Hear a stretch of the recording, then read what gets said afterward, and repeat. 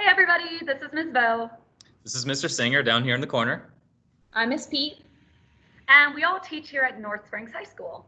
So what we wanted to do today is we wanted to share our thoughts on just returning back to school and how it's going to look different than it did in the spring, particularly how the synchronous instruction delivered to students is going to look different to everybody. So just so you know, synchronous instruction is just a fancy way of saying live teaching, in which the students and the teachers are actually meeting together at the same time. Students are going to be able to actually talk to their teachers and receive immediate feedback from their teachers during a synchronous lesson. So last spring, just like most of the business world, this online environment of going to work every day was sprung on teachers just like it was sprung on everybody else. We essentially had 24 hours to change the way we did everything. And that was really difficult for us as we developed our lessons and stuff. We had to change lessons we had previously written. But now we have the benefit of hindsight. We went through this last spring. We found some things that worked really well for us, as well as some things that did not go so well. And so we are much more prepared now in the fall to be going through this model of universal remote learning. Although we hope to be back in the school building and back in with our kids, and there is nothing that can replace those relationships in the face-to-face environment. We are ready and prepared to face this online learning, this universal remote module. And here are some changes that you're going to expect this year. The first change is that all students across the district are going to be using Microsoft Teams to access their instruction.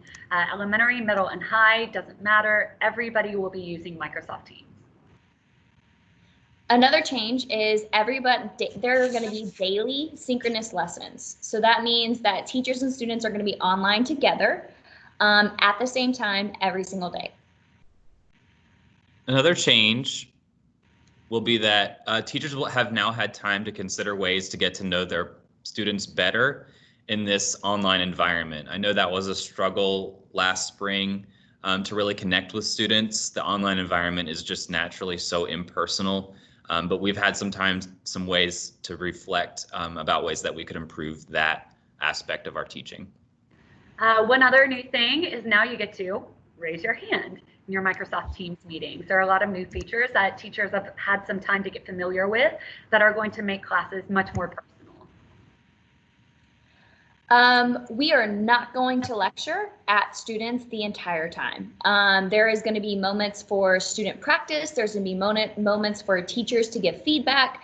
It is not going to be however many minutes us talking at your kids. And then we are also going to make sure that all of our lessons are recorded.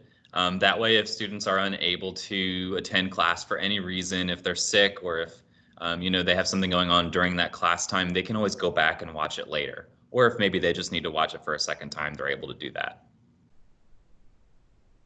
We know the spring wasn't perfect.